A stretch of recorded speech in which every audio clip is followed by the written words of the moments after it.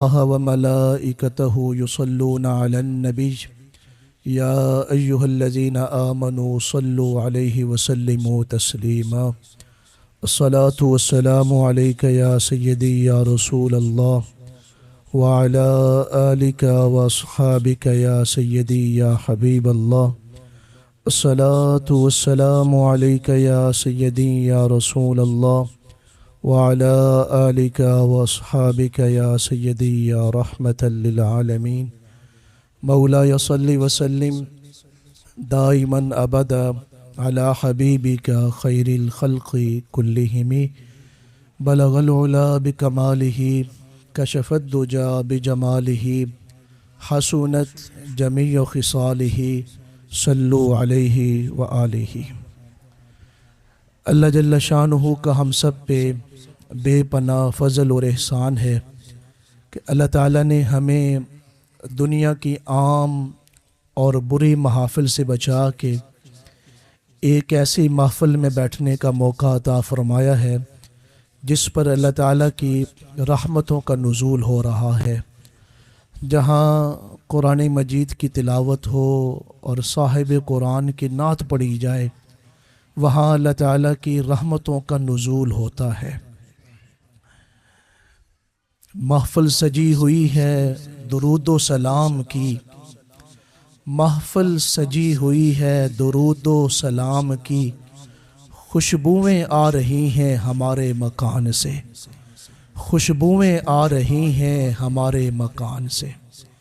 آج کی یہ تقریب سعید صابر حسین صاحب کی پوتری اور برخوردار رئیس کی بیٹی کے عقیقے کے سلسلے میں انعقاد پذیر ہے.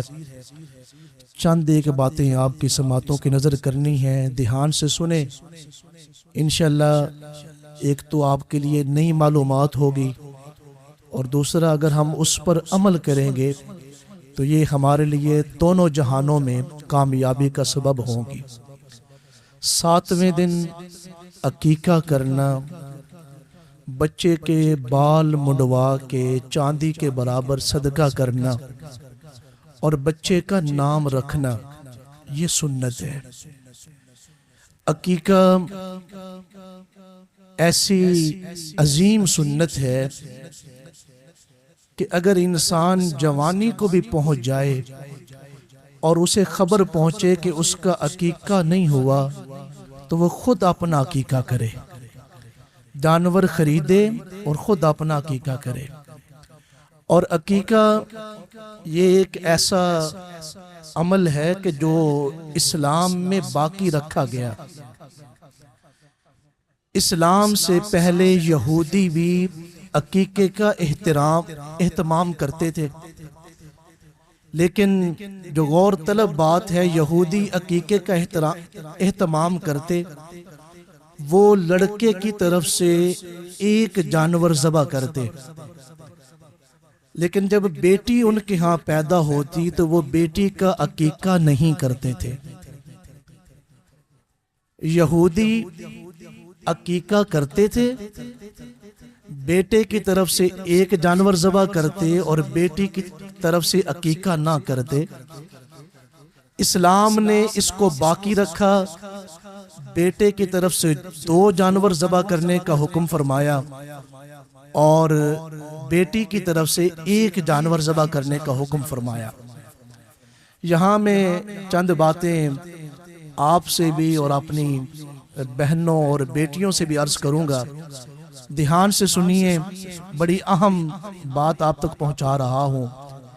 یہودی بیٹی کا عقیقہ نہیں کرتے تھے، چونکہ ان کے ہاں اگر بیٹی پیدا ہوتی وہ پریشان ہو جاتے اور بیٹی کی پیدائش ان کے لیے مناسب نہیں تھی. یہودی بیٹی کی پیدائش پر خوش نہ ہوتے. اسی طرح جو عرب تھے، آپ جانتے ہیں کہ عرب میں اگر بیٹی کی پیدائش ہوتی، جس عقیقے میں ہم شامل ہیں یہ بیٹی کے عقیقے میں شامل ہے، عرب میں اگر بیٹی پیدا ہوتی تو اسے زندہ دفن کر دیا جاتا. آج بھی مکہ معظمہ میں وہ احاطہ کھلا چھوڑا گیا ہے جہاں کئی سینکڑوں بچیاں زندہ دفن کی گئی تھی۔ مکہ معظمہ میں آج وہ جگہ موجود ہے۔ یہودی بیٹی کو اچھا نہیں سمجھتے تھے، اہل عرب بیٹیوں کو زندہ درگور کر دیتے تھے، اور عرب میں بیٹیوں کو ملکیت نہیں دی جاتی تھی کہ بیٹی ہے اگر وہ زندہ بچ گئی ہے تو وہ کسی چیز کی مالک نہیں ہو سکتی، کسی وراثت کی اور کسی چیز کی بھی۔ جس خامد کے ساتھ اس کی شادی کی جاتی، جس بندے کے ساتھ، وہ خامد اس کا مالک ہوتا تھا، وہ چاہے اس کو مارے پیٹے گالیاں دے۔ اور چوتھی برائی کہ جس کے ساتھ اس بچی کی شادی ہوتی، شادی کے بعد وہ بچی اپنے میکے نہیں آ سکتی تھی۔ یہ عرب میں قانون تھا۔ موجودہ زمانے میں بھی آپ ہندوستان میں چلے جائیں، اس وقت بھی جو ہندو لڑکیاں ہیں، جو ہندو عورتیں ہیں، وہ کسی چیز کی خاص طور پہ وراثت کی مالک نہیں بن سکتی۔ لیکن ہمارے معاشرے میں وہ گمراہ کن پالیسیاں اور وہ گمراہ کن انجوز اور وہ گمراہ کن عورتیں جو ہمارے معاشرے کی بچیوں کو یہ درس دے رہی ہیں کہ اسلام نے عورت کو کیا دیا ہے۔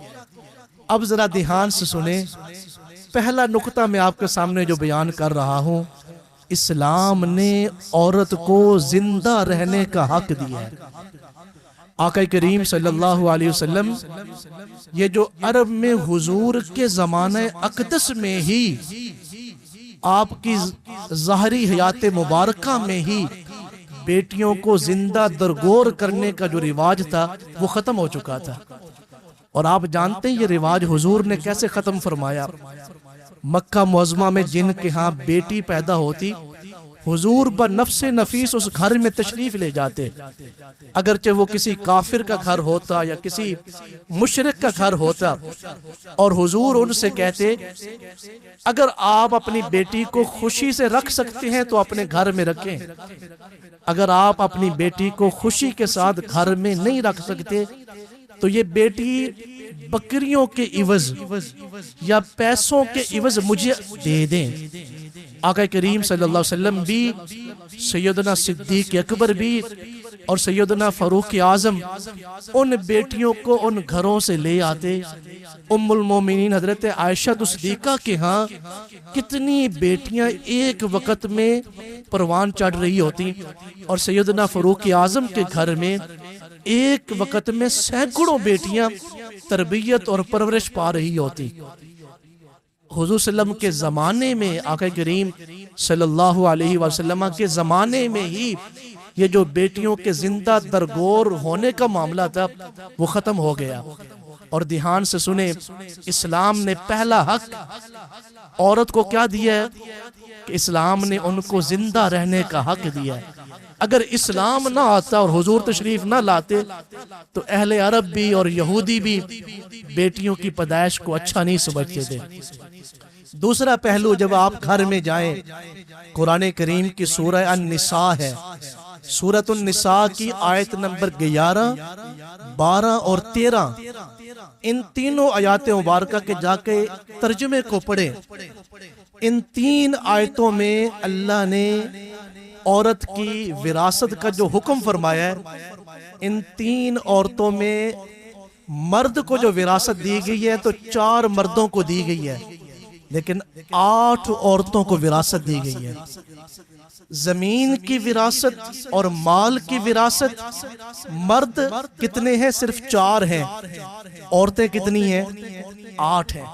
8 عورتوں کو وراثت کا حکم دیا گیا کہ ان کو وراثت دیں۔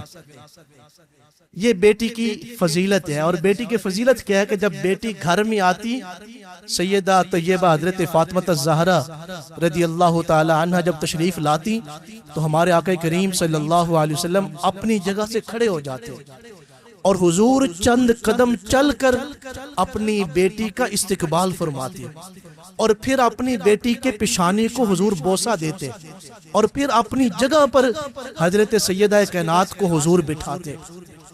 جہاں ہم دیگر سنتوں کو یاد رکھتے ہیں کہ یہ داڑھی شریف رکھنا سنت ہے، امامہ شریف پہننا سنت ہے، پانی بیٹھ کے پینا، دائیں ہاتھ سے پینا، بسم اللہ شریف پڑھ کے پینا، 3 سانسوں میں پینا، اور پانی پینے کے بعد الحمدللہ کہنا، جہاں پانی پینے کی ہمیں 6 سنتیں یاد ہیں، وہاں اس سنت کو بھی یاد رکھیں کہ بیٹی گھر میں آئے، والد کھڑا ہو جائے اور چند قدم آگے چل کے جائے اور بیٹی کی پیشانی کو بوسہ دے اور بیٹی کو اپنے گھر میں بٹھائے۔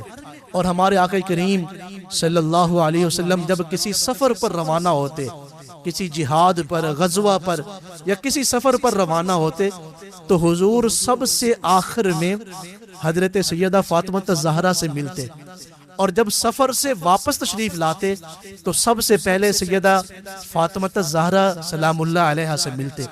یہ بیٹیوں سے حضور نے محبت کی، اور پھر حضور نے ارشاد فرمایا کہ جس نے 2 بیٹیوں کی پرورش کی، اچھی تعلیم دی اور ان کی شادی کر دی، تو میرے اور آپ کے آقا کریم صلی اللہ علیہ وسلم نے اپنی 2 مبارک انگلیاں ایسے جوڑ دی، فرمایا میرے ساتھ وہ ایسے جنت میں داخل ہوگا۔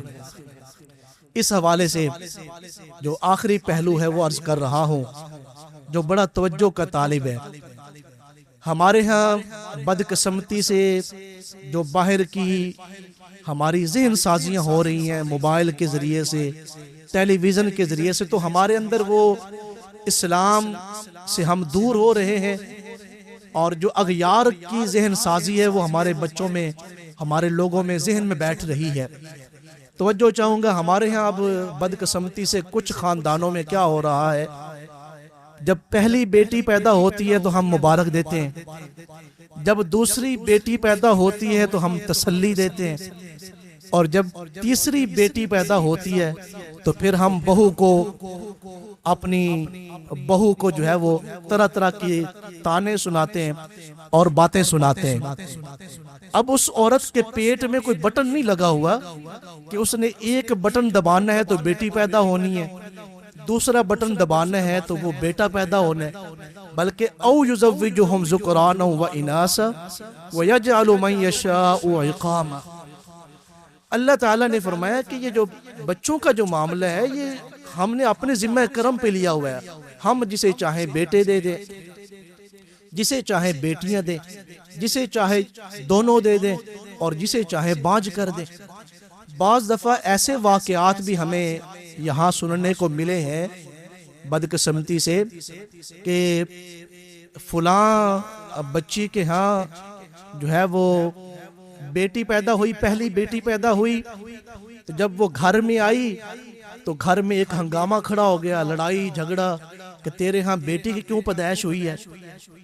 اللہ نے دوبارہ امید لگائی، تو دوبارہ امید لگنے کے بعد ہاسپٹل میں جب دوسری بیٹی ہوئی تو ساس نے اور خامند نے وہاں اس خاتون کو مارا، اور جب تیسری بیٹی پیدا ہوئی، یہ واقعات ہمیں ملے ہیں سننے کو، جب تیسری بیٹی پیدا ہوئی تو سسرال والوں نے اس بیٹی سے کہا یا تو گھر میں داخل ہوگی یا پھر یہ بیٹی گھر میں داخل ہوگی۔ پھر اس خاتون نے اپنی بیٹی گھر کے دروازے پر اپنی بہن کو دے دی، اور وہ بیٹی لے کے چلی گئی، تب جا کے وہ بہو اپنے گھر میں داخل ہو سکی۔ یہ بدقماش جو اہل عطا بنے ہوئے ہیں، بشر تو بن نہیں سکے، خدا بنے ہوئے ہیں۔ اگر تو ان کو خلوتوں میں دیکھے تو ڈر جائے، اگر تو انہیں خلوتوں میں دیکھے تو ڈر جائے، جتنے لوگ یہاں پارسا بنے ہوئے ہیں۔ آپ جانتے ہیں یہ جو ماں بچے کو دودھ پلاتی ہے، وہ دودھ کس چیز کا بنتا ہے؟ خون سے بنتا ہے۔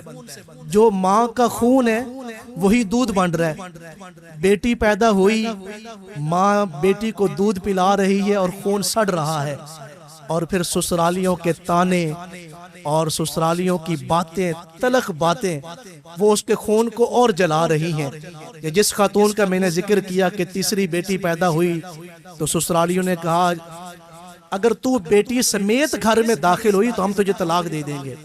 تھوڑے عرصے کے بعد اس خاتون کا جو ہے وہ انتقال ہو گیا. یہ کیسے لوگ ہیں ہم؟ زندگی یوں بھی گزاری جا رہی ہے جیسے کوئی جنگ ہاری جا رہی ہے. جس جگہ پہلے کے زخموں کے نشان ہیں پھر اسی جگہ پر چوٹ ماری جا رہی ہے. آخری بات ذرا توجہ سے سنیے گا. آپ لوگ جتنے یہاں بیٹھے ہیں آپ میں سے کتنے لوگ ایسے ہیں جو نانا ابو ہیں؟ ہاتھ کھڑا کریں ذرا. ایک خوبصورت بات ہے ماشاءاللہ. جتنے بھی آپ مرد بیٹھے ہیں آپ میں سے جو لوگ نانا ابو ہیں ہاتھ کھڑا کریں. آپ مبارکباد کے مستحق ہیں. ہمارے آقا کریم صلی اللہ علیہ وسلم نانا ہیں. حضور نانا بنے ہیں، حضور داتا نہیں بنے. حضور نانا تو بنے ہیں لیکن حضور داتا نہیں بنے. اس سنت پر آپ اللہ کی توفیق سے عمل کر رہے ہیں کہ آپ نانا ہیں. اور انسان نانا کب بنتا ہے؟ انسان پہلے خود پیدا ہوا، پھر وہ جوان ہوا، پھر اس کی شادی ہوئی، پھر شادی سے بیٹی پیدا ہوئی، پھر بیٹی جوان ہوئی، اور پھر بیٹی کے جوان ہونے کے بعد پھر بیٹی کی شادی ہوئی، اور پھر اس بیٹی سے جا کے بچے پیدا ہوئے، پھر انسان نانا بنا. تو نانا بننا یہ آقا کریم صلی اللہ علیہ وآلہ وسلم کی سنت ہے. یہ جو بیٹیاں ہیں یہ جنت کی فیکٹریاں ہیں. یہ جنت کی فیکٹریاں ہیں. ان کی قدر کریں، اللہ سے بیٹیاں مانگیں. بیٹی رحمت ہے. ہم جس بیٹی کے عقیقہ میں شامل ہیں میری دعا ہے کہ اللہ تعالیٰ اس بیٹی کو اپنے ننیال اور ددیال دونوں کے لیے فخر بنائے، باعث برکت بنائے، صحت و ایمان کی سلامتی کے ساتھ اور اعمال صالحہ کی سلامتی کے ساتھ اللہ اسے اپنے والدین کے دل کا سکون بنائے. اور جو میں نے گفتگو کی ہے اللہ مجھے اور آپ کو اس پر عمل کرنے کی توفیق عطا فرمائے. وما علی الا البلاغ المبین.